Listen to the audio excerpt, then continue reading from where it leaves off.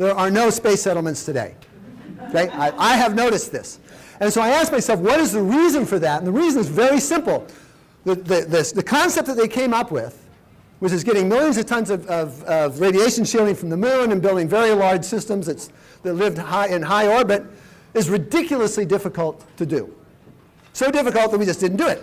Okay? If we can make it significantly easier, then there's a chance. I believe I found a way to do that, to reduce it by at least a factor of 100 in difficulty of the hardest part, which is transportation, arguably more. And we do it with 3 ideas. One is, put it close. Do not put it a long ways away. If you're running a project and you're building it in St. Louis, that's one problem. If you're living in St. Louis and trying to do the project in Nepal, that's different, right? It's much more difficult. So get it close. Don't try to make it so bloody far away. Make it as small as we can possibly get away with, because these things are going to be large anyway. You look at them because you'll be living in them. Okay? So make it as small as possible, because small things are easier to build than big things in this size regime. And lastly, build up to it incrementally. Don't take one gigantic leap. A good engineer knows you figure out where you're going, and then you break it up into little pieces until you get there. Next slide, please. Oh, I'm taking pictures. So there you go. Do the sideways arrows. Oh, sideways arrows. Yeah. Yeah, there we go. So if we're going to talk about space settlement, we have to agree what the term means. For the purpose of this talk, okay, it means a place where you know something? We're losing a little bit of stuff down here. Push down. And it doesn't go any farther. There we go. Okay. How Okay. many people does it take to run? Yeah. Okay. So what a settlement is not, it's not a station. We've got stations. You don't go to live there. You go to work there. It's not a hotel. We have space stations that have been used as a hotel. That's a place where you go to play.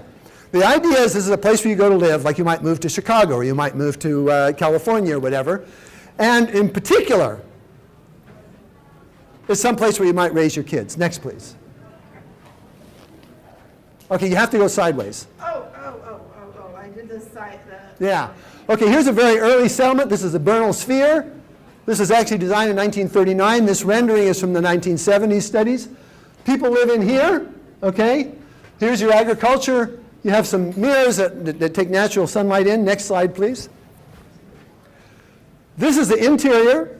It's fairly crowded. And the main thing to notice, and people are familiar with space settlement, this is old hat, these people are not floating around.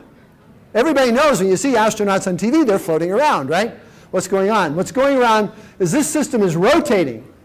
And it's rotating fast enough so the force you feel, the force is due to rotation, the force you feel on the interior here is about the same as gravity on Earth. It's not the same as gravity on Earth, but it's very likely able to avoid all the many serious problems that happen if you stay in microgravity for long periods of time. Next slide, please. Here's the Stanford Torus. This is a product of the 1970 studies. This is about a mile across. It has to be because the people who designed it thought we can't rotate at more than about 1 rotation per minute or people will get sick, which is true, but it turns out it's not decisive.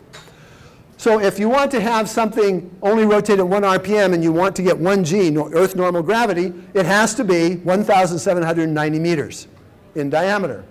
Now you can tell this is big because of this guy, right? The other thing to notice is all this stuff here. This is lunar regolith. That's just a fancy word for lunar soil, lunar dirt.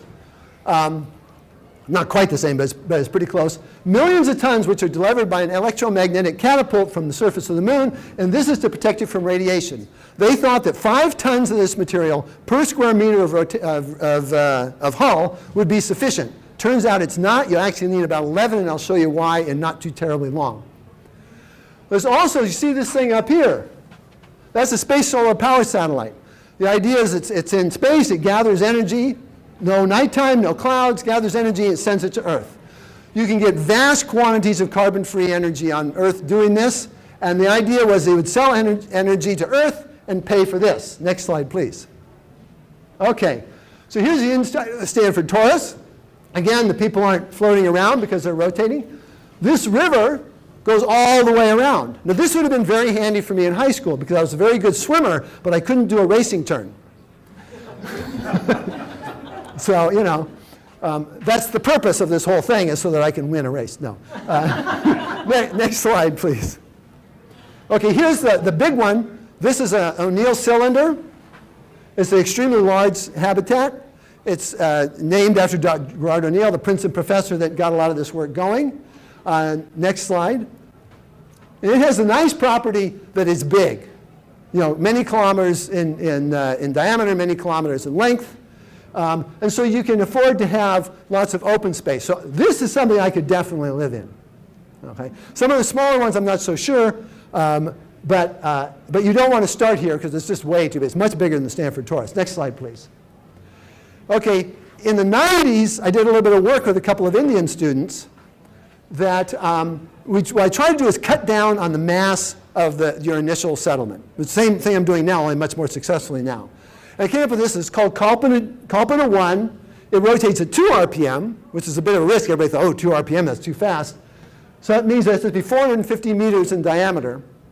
And it has completely artificial light, which you can get away with because you've got LEDs this day. Kalpana is named after Kalpana Chawla. Kalpana Chawla was an astronaut American astronaut of Indian origin who was killed in the Columbia came down over Texas. And she used to be in the office next to mine. She did computational fluid dynamics. I helped her visualize some of her data. We weren't particularly close or anything, but I did know her, and it was really quite a blow. Next slide, please. So we get some interior shots of Kalpana 1, which is a little smaller, and the cylinders are better for radiation shielding than tori. Next slide. So you can get the ideas. The idea is to have a nice place to live. Have anybody here watched the show Exposure? Expanse? I'm sorry, Expanse? One. We have one. Oh, there we go. We got another one. Okay, good. It's a sort of dystopian view of space development about 200 years hence. And basically, it looks kind of miserable most of the time. We don't really want space. We want space to be a nice place to live. Why would you move there if it wasn't a nice place to live? It doesn't make any sense. Next slide, please. Okay. So I think you should know what a space settlement is if you didn't know already when you walked in, which I'm sure many of you did. So the next question is why? Why would you bother with all this work? It's hard, it's difficult, it's expensive, it's dangerous, and so forth. Well, the answer is to survive and thrive. Survive is civilization, actually Homo sapiens, and life itself has a single point of failure in the Earth. Lose the Earth, and everything's gone. As far as we know, we're the only life in the entire universe. That may not be true, but as far as we know, it's true. You know, why would we want to leave life in a situation where we could be exterminated? When we have the physical capability to change that. We have the ability to build space settlements. We have the ability to do that. It might take a little while. And Earth could no longer be a single point of failure, and life couldn't be. And this is not theoretical. The 10-kilometer asteroid that hit the Earth and took out the dinosaurs basically killed everything above ground. Everything. It's believed that parts of the atmosphere caught on fire. Okay, that's how bad it was. And if we don't do something, it's going to happen again. Okay? And there are other things that could happen that we can't change, like supervolcanoes. So we need to get off Earth in order to survive over the long term. This is a standard strategy that life takes. We are the only way to do it. Only way to do it. The other thing is more fun, yeah? What's the energy 2 billion times? I didn't get that. What's that? So energy 2 billion times more than Earth? The total energy available in the solar system, which is the output of the sun, is about 2 billion times greater than the amount of sunlight that falls on the Earth, which is way bigger than the amount of energy we pay for on our utility bills. Okay? So that if you want, this is about thriving. If you go into a garden that's thriving, what do you see? You see the plants are big and they're strong and they're green and they're producing lots of food. And the reason they can thrive is they have plenty of resources. They have plenty of sunlight, they have plenty of water, and they have plenty of good soil. What are the solar system? What can the solar system provide us in terms of resources so that we might be able to thrive as a technological civilization? Well, as we mentioned, 2 billion times the energy budget of Earth. That's a lot of energy. If you take the asteroids, and remember, nobody has ever seen an asteroid with the naked eye, except when it was coming in to hit Earth, and then only briefly if it's a big one. Well, actually, the Japanese just landed a rover. Yes, but that is not the naked human eye. Oh, naked What I'm thinking is what are we going to lose? If we take all the asteroids, we tear them apart, and we make space settlements, what do we lose? Well, we lose the ability to see them. Of course, we've never seen them before anyways. However, if you take those materials, and the exact numbers depend on your assumptions, you can build land area equal to thousands of times the surface area of the Earth. The resources available in space are enormously, they're vast, and they completely blow away all the limitations that we see on Earth. In addition, you can't foul up the biosphere because there is no biosphere, right? So you can easily support easily. If you did all this, which is not easy, you could support a population in trillions. Trillions of happy, smiling babies. Happy smiling babies. So I need this, can you do the arrows so they can, I need the last line here. The up and down, there we go, okay. So this is what I like to call the biological imperative. And the sort of the classic case of this was when life was only in the oceans, that's a little bit of this oversimplification, and it expanded onto land. And we are the beneficiaries of that. That gave, maybe double the amount of resources available to life. This is a big deal. Right now, we are in exactly that situation. Except Earth has been fully settled by microbes and people and so forth and so on. And now it's time to expand into space. We've got just a little toehold. We've got 6 people up there, a few rodents, some fruit flies, a couple of things, some mold, and a little bit of bacteria. That's our little beachhead. But the method that life used to get from the oceans onto land is not available in space because biological things by themselves cannot survive in space. They might be able to go into a spore, but they can't thrive. Okay? The only way to do it is to develop a technological civilization with the ability to build rockets and to build spacecraft. And lo and behold, we can do that. Next slide, please. Okay.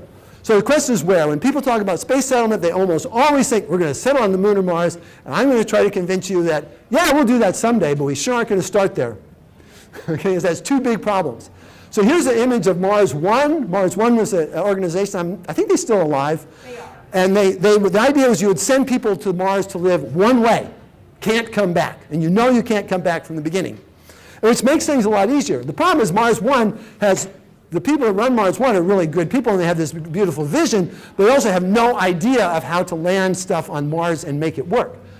So first of all, this is their vision of a settlement. How many people want to raise a family in this? It's a gumdrop. Yeah, okay, you change one dirty diaper. Okay, and you're going to stink up your entire habitat forever because you can't open the window. In addition, there's no radiation shielding. There's a lot of radiation on the surface of Mars. The atmosphere really doesn't help you very much. What you really need is something like this. So you're sitting under enormous amounts of regolith. You actually need about 11 tons per square meter. This is actually a lunar concept, but you could just turn everything red and it would work for the Mars. So if you look at the serious problems that every space settlement says, what's going on? Well, the radiation can be solved. You need 15 to 20 feet of material on top of that. They just don't happen to solve it. There's a big distance problem. Mars and the moon are a long ways away, and I'll go over a slide on that in just a second. Gravity. If you raise your children here, they're going to be exposed to 1/6 G. Here, 1/3 G. They're going to grow up weak because bone and muscle develop in response to stress. And we don't know what's going to go wrong with our kids if we try to raise them in these low G situations, but we know that they're going to be weak. If you grow up on the moon, you probably would not even think about going to Mars. Okay? And you certainly wouldn't think about going to Earth because I don't even know if you'd be in a wheelchair. You may be flat in your back. It's an open question, right? Same thing. If you grew up on Mars, you're a great violinist, your kids are great violinists, you want them to play Carnegie Hall, guess what? They ain't going to do it. It's not going to happen. Now, that may be acceptable to many. Maybe acceptable to some. Frankly, if you tried to do that to your child on Earth, Child Protective Services would take them away from you because you can't do that to children. Okay? Not unless you know what's going to happen. Size, these settlements are too small, but you could build bigger things on the moon and Mars, and there's plenty of materials. Okay? Next slide, please. So here's that distance chart. I'm going to propose we put settlements in equatorial low Earth orbit, and if we do so, we can put them about 500 or 600 kilometers up. So that's how far they are away. The moon is 760 times further away. That makes everything you want to do more difficult. Everything you want to do more difficult. Okay? If you want to be at the Earth-Moon L4, L5 points, these are L4 and L5 are Lagrange points, named after the French mathematician Lagrange. If in a gravitational system, there are certain points where if you put a small body in the Earth-Moon system, if you put them there, they will stay there, more or less. And two of them are, the stable ones are L4 and L5, which are the point of an equilateral triangle with the Earth and the Moon. They're about the same distance as the Moon. They got the same distance problem, okay? It takes 3 days to get there instead of hours. Mars is absurd.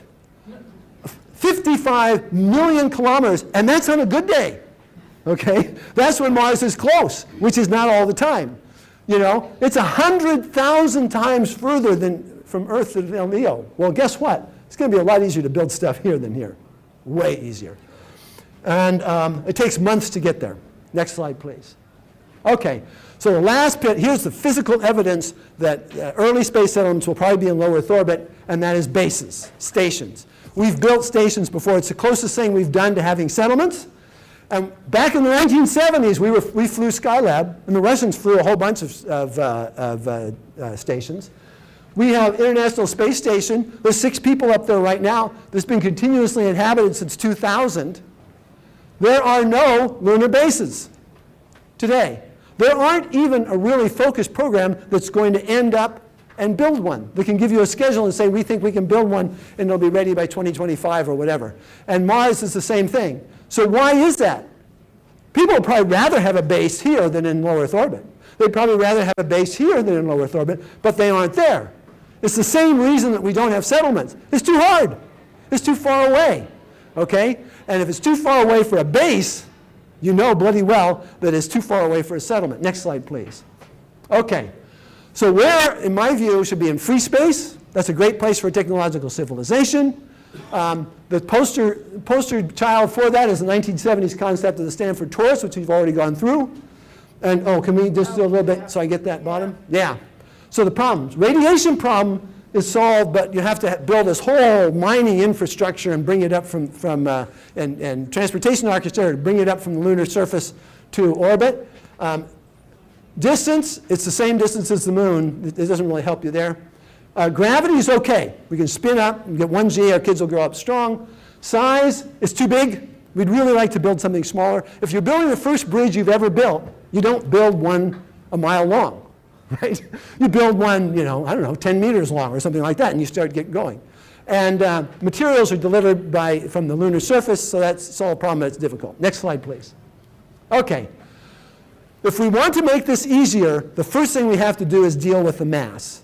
These space elements are big, and they're big, and they're heavy, and they're big and heavy because of shielding mass. This is from the 1975 study, except we added this column. So it takes, for example, a cylinder. It says, what's the mass of the structure, the pressure vessel? What's the mass of the atmosphere? What's the mass of the shielding? And then we added this is what fraction of the mass is shielding? And the answer is almost all of it. Oh my gosh. Okay? If you could get rid of this mass, you could make it the transportation for your settlement about 100 times easier. At least 20, but probably in the order of 100 times easier. So I'm going to show you how we do this. Next slide, please. We're going to put our settlement in equatorial low Earth orbit. And we're going to put it there for the very simple reason there's not much radiation, and I'm going to prove that to you now. Next, please. Okay, just a couple of slides to give an idea. Notice the curvature. This is a very small settlement, okay? So you can really see the curvature, and that's going to affect things like playing sports. Okay, next one. Well, this is very important. If you can't play soccer and baseball, why would you go? Right, Andrea? Next slide, please. Okay, and one more.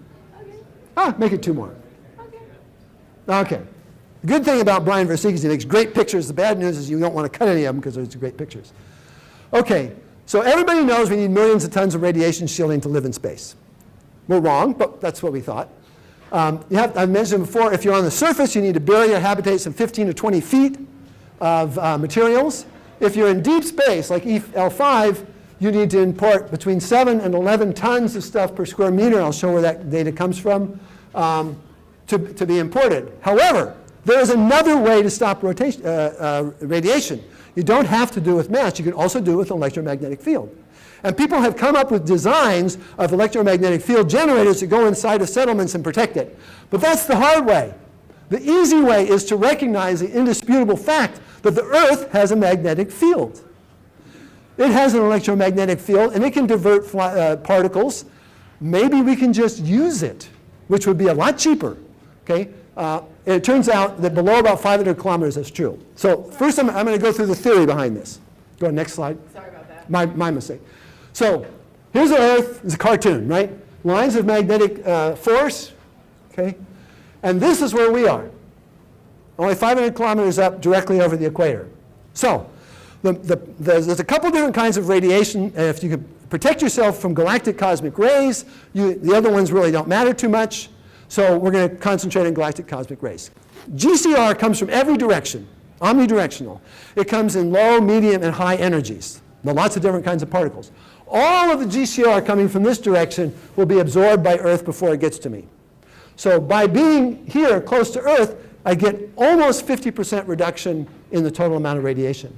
Now, if you have a low energy or medium energy particle coming in from this direction, it will be diverted by these lines of magnetic force and create the aurora borealis. Pretty pictures for the Eskimo.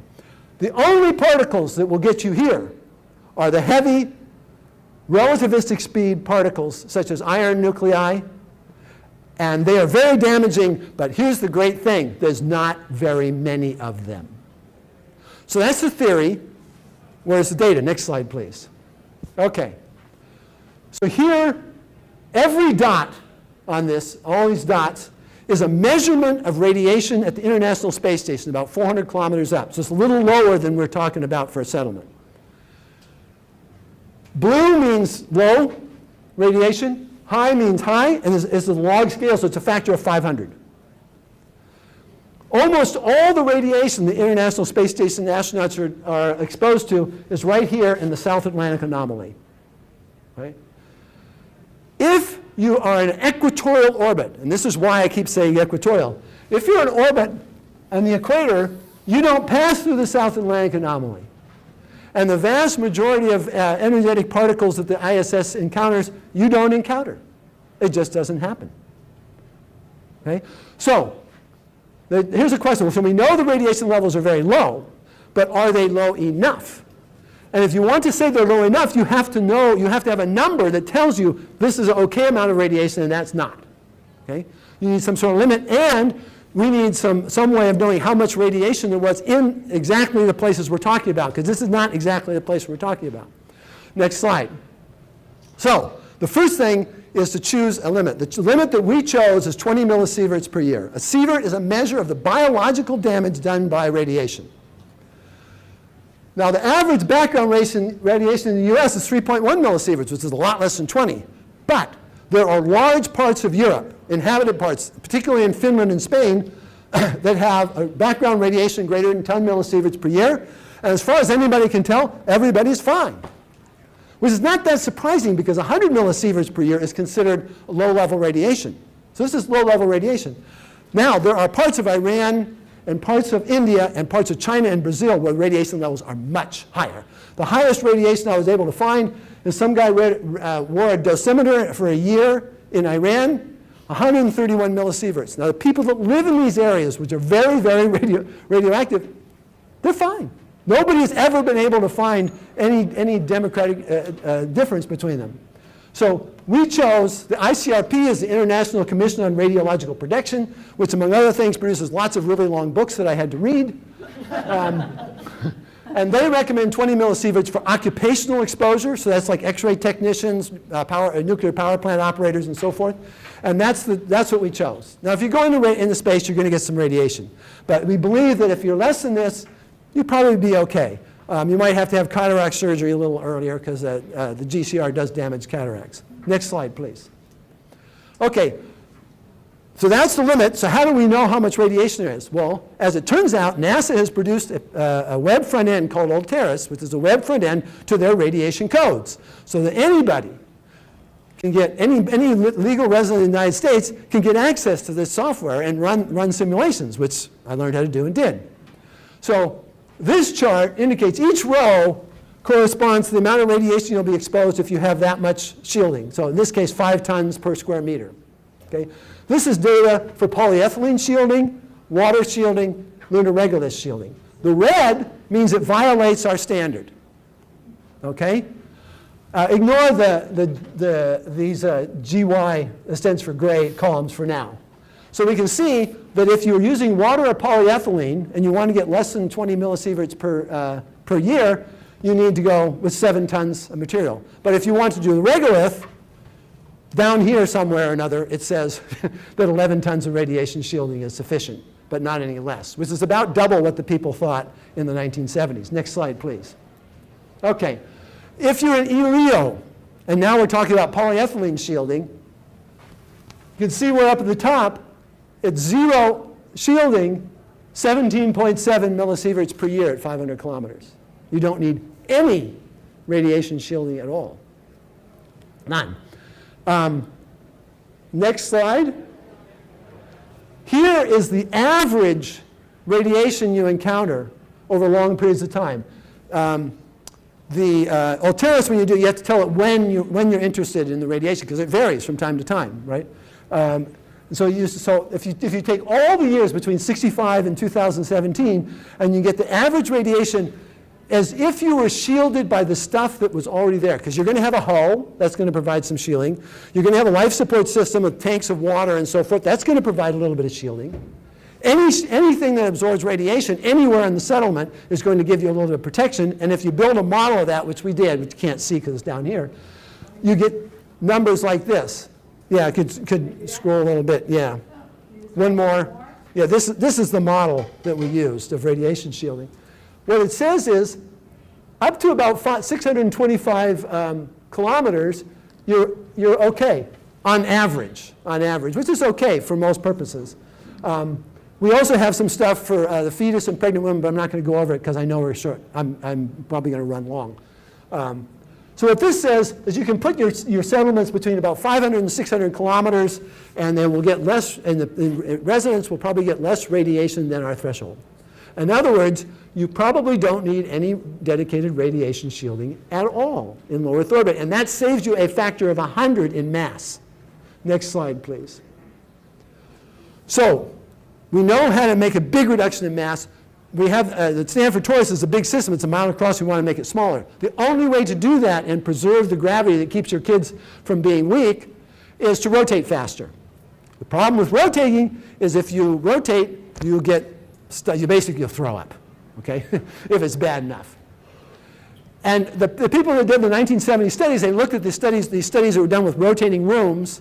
You know, they'd put a room that could rotate between 0 and 1 RPM on the ground. They'd put people in it, and they would measure their reactions and so forth and so on. And what they found, if you were in the 4 to 6 RPM regime, is that people throw up, and they get sick, and it's awful, and we can't settle space because, you know, the people will get sick.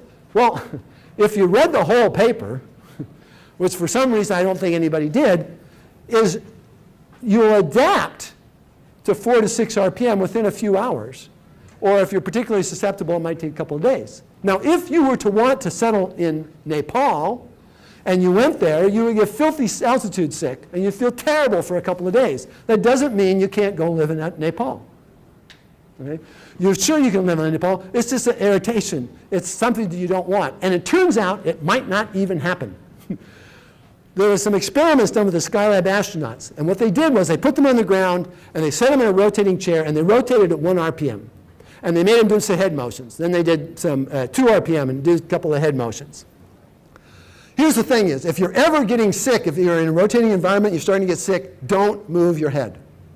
Okay? It will make you way sicker. They ran these guys up to 30 RPM with head motions. They got filthy sick.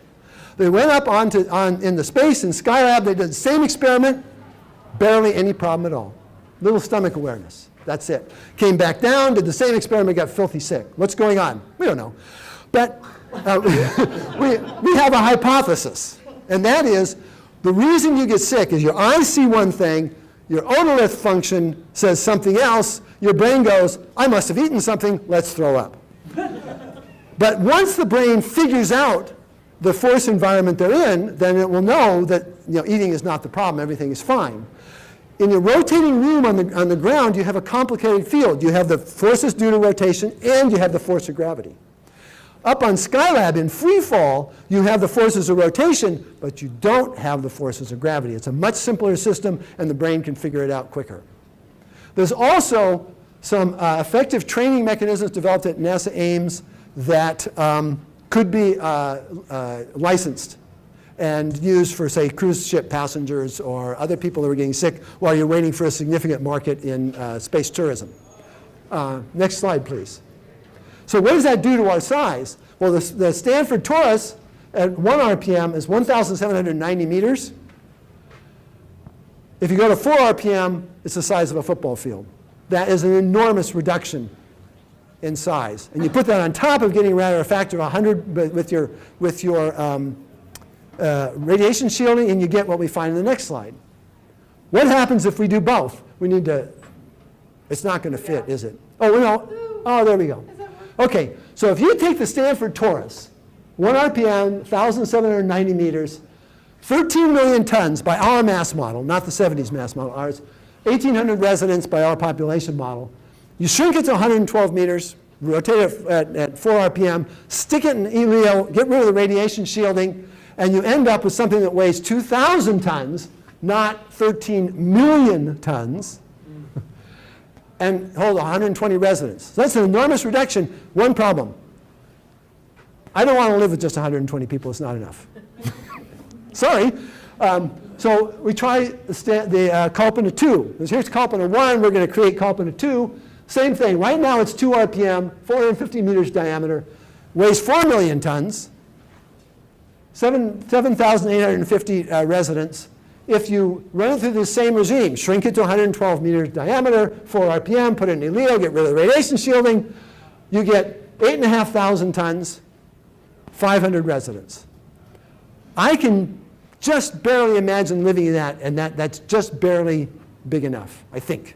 And I'll show some evidence that other people think the same thing too. Okay? But nonetheless, we have to move 8,500 tons of material off of Earth into the planet. How are we going to do that? Well, we're going to need reusable vehicles because the current crop of vehicles, with some exceptions, you throw away and you're never going to get cheap flights that way. But I need to, if you can scroll down, next slide. Okay. So we need reusable vehicles because throwing the vehicle away every flight is just silly. But that's not enough. We also need a high flight rate. The shuttle was a reusable vehicle. You know, they flew 130 some odd times in five vehicles. It was not an economic vehicle because it flew very rare. It flew 4 times a year on average, more or less, give or take a little bit. The net result was that the total cost per flight, take all the costs of the shuttle program, divide by the number of flights, $1.6 billion for one flight. You're never, ever going to have affordable space at that way. There is a new generation of vehicles. Here's the Falcon 9, which most of you are probably familiar with. It can reuse its first stage. Okay? It's also part of a family of vehicles. If you stick 3 of these together, that's the Falcon Heavy, basically. And there's a module you can put on top called the Dragon, where you can put people in, and hopefully will fly next year. So if we were to use this technology, which is a little bit cheaper, to build our settlement, what would the cost come out to be? Okay? Well, the advertised cost of dollars per kilogram to LEO is $1,400 for the Falcon Heavy. Our calculations suggest that each settler needs to bring 17 tons of material with them in order to build the hull, the communication systems, the power systems, and so forth. This may be optimistic. The cheapest price that we can find on the web, anybody advertising to send people into space, is $9.5 million per flight using this sort of technology. And if you put all this together, if you want to move on board, if you want to buy your thing, it will cost you $34 million, not counting buying the materials and assembling them into a station. Not many people can come up with this kind of money. Good news is SpaceX is working on another vehicle, the BFR-BFS, Big Falcon rocket, Big Falcon spaceship, and I'm sure all of you believe that F stands for Falcon. Okay, the best estimate that we were able to come up with, and this may be a bit optimistic, is $70 per kilogram for the BFS, BFR system. You still have the same mass. You still have only $100,000 to fly somebody up there. These numbers may get challenged in the future. But you put the whole thing together, it's $1.3 million per person, transportation alone. Now, a lot of people can put their hands on that kind of money. But of course, that just doesn't count the transportation. How much would it really cost? Well, first of all, you might want to bring your spouse. Just a thought. So now we're at $2.6 million. And let's just assume, total wag, wave our hands very vigorously and say, cost of materials and construction will be equal to the cost of transportation. That turns into $5 million. There we go. No, that's good, because we need to do that. That turns into $5 million. So how are you going to get a hold of $5 million? Well, if you could get a hold of $1 million, you could do a down payment on your condo, 20% down payment, and then pay off the rest of the mortgage, which we'll see in a little bit. Okay? So this number might be good enough. It would be even better if the government subsidized it 50% or something like that, which is not an unreasonable thing to do. But it has hope. It doesn't really quite close, but it has hope. So how are we going to get these vehicles to a high flight rate? Because we know it's not going to work at low flight rate. Well, today we have less than 100 flights per year. A reusable vehicle that can fly once a day could launch everything that needs to be launched for the whole year, one vehicle in 4 months. You can't do low cost that way. We need applications which mean more flights. And here again, another vigorous hand wave and wag. We need at least 10,000 flights per year, at least. That's a stone minimum to even think about getting the sort of prices that we're here. There are only, none of the current applications of space can, the scientists cannot possibly fill up 10,000 payloads per year. They just can't do it. There are not enough scientists. If we turned all 7 billion people on the planet into scientists, we might be able to pull it off. Okay, but who would clean the toilet? So in any case, actually, maybe the scientists should. It's a bad idea. One possibility, if you can get a vehicle into orbit and you can bring it back, you could have it go suborbital. You can get to any place on the planet in less than an hour. Okay?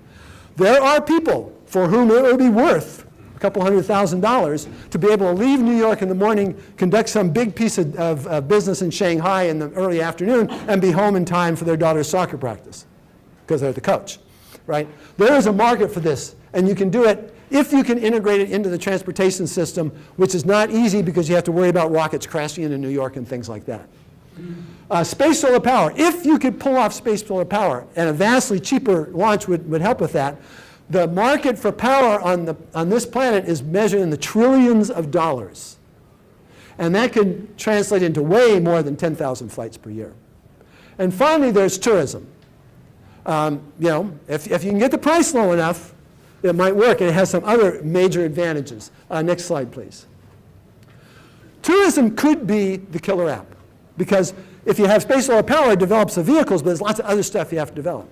Now, here's the current state. So far, 7 tourists have flown, one twice. They paid somewhere between $20 and $40 million. They had to spend 6 months or so in Star City, which is in Russia, which in the winter is miserable because I've been there, and it was miserable. And you have to learn Russian, okay, which is hard. It's a tough language. There is, in work, there's a couple of things in work. One thing that's not on here is that SpaceX has sold a ride around the moon to a Japanese billionaire who's going to take some artists with him. Okay, so that's they've taken money on that. There's also a couple of companies that will advertise their prices. One is Axiom. $55 million. That's really intended for the astronaut market, not the tourist market. And Orion Span, these are both startups. They are actually building hotels, and they're $9.5 million. Obviously, at these prices, you're not going to fly a whole lot, right? So, okay, you can scroll down a little bit. Yep. Here's some, some interview data that was presented by Crouch back in 2001. And basically, what it said is if you're going to charge about $1 million a ticket, $800,000 a ticket, you should expect maybe 170 passengers per year. If you have a vehicle that can hold 100 passengers, that's a grand total of 2 flights a year. It's a great place to start, but it's not going to get us where we want to go. We probably have to go at least to $160,000 a flight or less. And there it's suggested we can maybe 400,000 passengers, 4,000 flights, 40 vehicles. Okay. It's not exactly mass production, but it's something. You really probably, in the end of the night, need to go down to here where you have 500 vehicles if they're flying every week. But here's the important thing. As the price goes down, the total market size goes up. So there's an incentive for people to drop the price because you can grab more market share and make more money selling at a lower price. Next slide. Now here's why tourism is advanced. If you can make the tourism thing work, you will find an incremental path to paying for most of the R&D necessary to build your first space settlement. So this is where we are. The International Space Station, government owned and operated, can be limited use as a space hotel, and it has been a bit, but not much. It is currently the policy of the executive branch of the United States government that the capabilities of this facility should be transferred to the private sector. This is a Photoshop version of the Bigelow modules, which Bigelow is a real estate developer from Las Vegas who has flown a couple of small modules and also has a medium-sized module on the International Space Station today. It was noticed by people like the people that did Orion Span that the difference between a space station and a space hotel is a space station's got all this expensive scientific equipment, which you don't need if you're a hotel. All you need is a big area to play, maybe have some sports and do some dance or whatever, and a great window. So this should be cheaper to build than that. Now let's suppose these guys fly and they sell tickets and they make money. Or maybe they don't, maybe they go bankrupt, but the next company succeeds. If you build one, you can build another. If it's successful and makes money, other people are going to build more. And so they will get bigger and they will get better. Eventually, they may get big enough so you'd actually want to spin them. Because in micro G, when you put your spoon down, it just floats away, which is irritating. And more to the point is that in micro G, you have to learn how to use a zero-G toilet. This is a difficult thing to do. You will screw up. That's disgusting. Okay? So maybe you want to rotate just enough so you get lunar gravity at the rim. You'll still get zero-G, micro-G play at the axis. Okay? I got the McDonald's and the Coca-Cola on there. In addition, as you build these hotels, you're going to have to figure out how to build the power systems and the thermal systems, the communication systems, and build the hull in such a way that it's safe and so forth. Most of the problems associated, and you can scroll down, with Kalpana 2 have to be solved if you have large hotels. So if you get to the point where you're building a hotel that's about 112 meters in diameter, all you have to do is make it a little stronger and build Kalpana 2 because it's the same basic thing. It's relatively easy to do. Okay, next slide. But if we build it, will they come? Okay. Who knows? I did an internet survey. I was able to get more than 1,000 responses. My psychologist friends tells me that's what you need to do to be considered, sort of marginal. 95% of the people that answered this survey self-identify as space enthusiasts. That's, so this is not a realistic sample of the total population by any stretch of the imagination. 80% were men. That's a problem. It's not a problem that there's a lot of men. We'd like more men. The problem is there's not enough women. Okay? And we have to do something about this number. Now, what I found in this thing, it needs to scroll up a little bit, is 6% of these people said that they would be willing to seriously consider living permanently in space. They would, something the size of a large cruise ship, which is about the size of Kalpana 2, would be okay. 500 people, residents, would be okay. And they would be willing to develop 75% of their wealth, or less, of their wealth to the project. Well, 6% of all the space enthusiasts in the world is probably a pretty large number. Now, if you knock that down to the ones that can get their hands on $1 million, that's going to cut it down a bit. But there is hope that we can get enough people with this number. If this had come out to be 0.06%, we would have been toast. Okay? But we're not. Next slide, please. Okay. So how are we going to finance this thing? Otherwise, this is supposed to be a talk about finances, of course, mostly about space settlement, but that's the way it goes. So right now, we're living off of angels. Jeff Bezos is putting $1 billion worth of Amazon stock into building his rocket every year. Elon Musk, they are, I think, making money, or at least close to it, but that's not why he's doing it. So right now, we're living off of angels. However, there's a real estate model that kind of works. If you need to, people sell $5 million houses all the time. It happens, okay? So if you can come up with that first $1 million, then you can get a mortgage, 80% mortgage, and you're on your way. The only minor problem you have to solve is to pay off the mortgage while you're in the settlement, right? But here's the thing is, this isn't going to happen for 20, 30, 40 years, even under optimistic scenarios. So what is the world's communication system going to look like in 20 or 30 or 40 years? It's going to be awesome. It's going to be full motion video, no problem, works like a charm. You can sit there and maintain eye contact with people, okay? We have 10 minutes. Okay, thanks. What that means is there's a decent chance you can keep your job. I mean, a lot of jobs you can do remotely now today. I mean, even surgeons can work remotely today. In 20 or 30, 40 years, a lot of people. So maybe you just keep working for your same job, it's just a different location. One thing you can do. Second thing you can do is assemble and check out and launch large satellites. Maybe large communication satellites, but certainly space solar power satellites. Now, if you're going to build space solar power, you would not build Kalpana 2 first. But if Kalpana 2 was already built, and people were already living there, and they were available to do your assembly, check out, and test right after launch, you'd be a damn fool not to use them. Okay, that's a business opportunity. And there's, of course, a government role. Government's going to have to help out, probably have to help with development funds. But that's okay. I mean, the Falcon 9, most of the money for development came from the federal coffers. And it has been an enormous success and a big commercial success. Next slide, please. Okay, so the business possibilities today.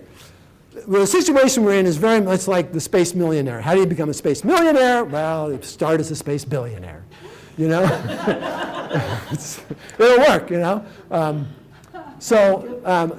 there are a few places where you can take advantage of space.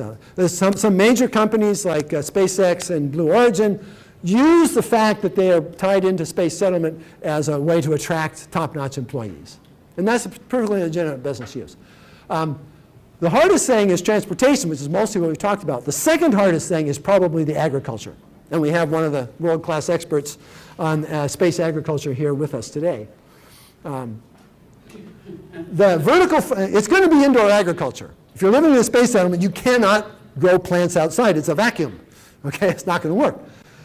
So the whole vertical farming indoor agriculture movement is available to create companies that will build the sorts of things that we need to have. And you can do some amazing things right now. You can buy a shipping container and put it in an empty lot in the city, plug in water and power, and send people in to operate it, and deliver a very specific amount of baby greens to local restaurants every day. Rain, shine, snow, sleet, whatever. Okay, you can do that right now today. And there are about 8 million business opportunities like that floating around. As I mentioned, there's a NASA-developed system using biofeedback and visualization, which will train people to control their physiology when they're getting motion sick. And that is available to be licensed. They had another company license it, but they never did anything with it. And there's a couple of tourist-capable launchers under development, there's a couple of hotels under development. There may be some opportunities there. Next slide, please. Okay, so here's how to get into space. Because when we did this survey, we asked people an open-ended question, why do you want to go to, what would you like about living in Kalpana 2? Nobody said, I can make a lot of money. Not one single person. Nobody's going to go into space to make money. You make money to go into space. Unfortunately, it works like that. So how do you do that? Earn a lot of money and invest it well. That's probably the number one way to get into space.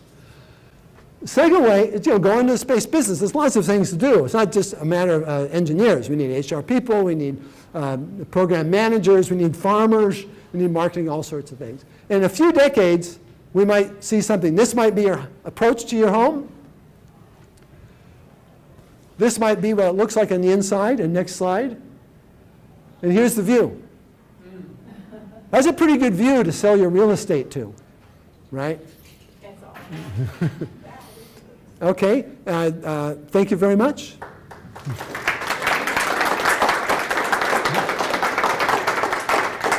Questions? Yeah, I like your idea. You build it small to start. Mm-hmm. There's a way they can build it in modules, like Lincoln Logs and Lakers. There are designs that use dozens and dozens of Bigelow modules. Yeah, there's a Set them up small and connect them. yeah, you can do that. I like the big open cylinders. That's just a personal bias in terms of living, much rather live in the environment. So that's the design idea. But there's many possible designs. And the Lincoln Logs is one perfectly viable approach. Yeah? Couple things, one you mentioned radiation. What about in case of a solar flare? Wouldn't that really affect your space colony? And the other thing would be, what about, I see a good spot for medical, for hospitals. If you're a burn victim, it's basically the place to stay. Oh, yeah. Yeah, getting up there might be a little painful, but yeah. In terms of solar storms, most of those do not affect Leo. Only a really, really strong ones would be a problem. That doesn't happen very often, but it can occasionally happen. You would probably want some sort of safe haven concept. Well, maybe, remember, there's quite a bit of water in the life support system. So you might want to have systems to configure it in such a place that people could go behind the life support. It would be a complicated thing, and it might be something where you just have to spend a couple of days. Tongue in cheek, one way is if you have a swimming pool around in low G around the axis of rotation, and you're oriented properly, you could conceivably use the swimming pool as your safe haven. In which case, when you have a solar storm, you go swimming. And you go swimming. And you remember, when you go behind the Earth, you'll be protected. So you can go out and get stuff and come back. So it's just a problem, but it's just something you can engineer around. Yeah? What about space debris? Space debris is you have to be able to survive getting a hole. But if you've watched Expanse, it actually is. You don't leak air all that fast. You would have to design the hull in such a way that when you get something that goes through it, that the cracks don't propagate very far. That's part of the hull is going to be a tricky little design program. But to tell the honest truth, there are thousands of engineering problems associated with this thing. And that's, from one point of view, that's expensive. But frankly, engineers love that shit. I mean, I'm an engineer, you have a really good problem, it doesn't get any better. And there's plenty of problems like that here. Any others? Yeah? I was wondering if they develop fusion power for rocketry, or Lockheed says they'll have a commercial system by 2022 for fusion power jet engines for jet planes. Well, if you have fusion power that works, you could, you might be able to think about not having the solar arrays. And one of the big advantages of not having the solar arrays is in ELEO you get eclipsed. Out of every 90 minutes you spend about 40 of it in the dark, which is so you have to have batteries and it gets complicated. The other thing is those big floppy arrays they have a lot of resistance, and so you come down quicker. So you need more reboost fuel. So if somebody can come up with fusion power that works, and you don't have to deliver much fuel, great. Just use it. It simplifies the designs a lot. Okay, next slide. Next slide. Oh, So if you want to get some more information about this, we recently published a book. It's available on Amazon. If you search for High Frontier, an easier way, you'll get it. This is a little out. We have 13 5-star now, and there's all of our, and I do know some of these people. Some of these are my friends, but most of them aren't. Okay, which is really a big surprise to me.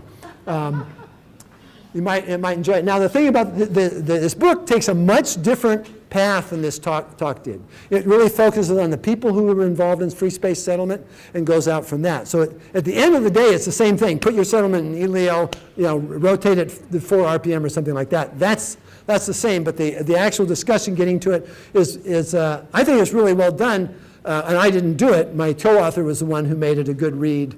I was just responsible for the technical parts. And one more slide. I think there's another one. okay. Yeah. So this is what the cover looks like. Any other? Yeah? There may be some people in the room who came to hear about the space contest. Oh, the space contest. I don't know. Starting in 1994, I ran a contest out of NASA Ames Research Center, which was a space settlement contest. We started with about 60 students or so forth. The 2018 contest. What happens is people all over the world, they design their space settlements, or they write a story about space settlements, or they do some artwork about space settlements, they do something having something to do with space settlements. They send it to NASA Ames Research Center, we judge it, and they win first, second, third, and so on. This year, we had 2,500 entries, which we estimate came from about 10,000 kids. Okay. And so needless to say, having achieved this very great thing, the part of NASA that we were at decided to cancel us completely. We are now putting it together with a different piece of NASA, a different part of NASA Ames Research Center. It looks like we'll be able to have the thing. It's going to be, I ran into, here at this meeting, I ran into the 2014 Space Settlement winner, the grand prize winner from this whole thing. Yeah, he's here. And he introduced himself, and I remember the name of the project. I didn't remember him personally. So in any case, if you know any kids under 12th grade that would be interested in space settlement, just search for Space Settlement Contest. You'll find it. It's not hidden. And then it'll give the rules and regulations and stuff like that. So in any case, thank you very much. Oh, yeah, it's due February 15th. So, time to get started on it. Yeah, definitely time to get started. So if there's no more questions, thank you very much.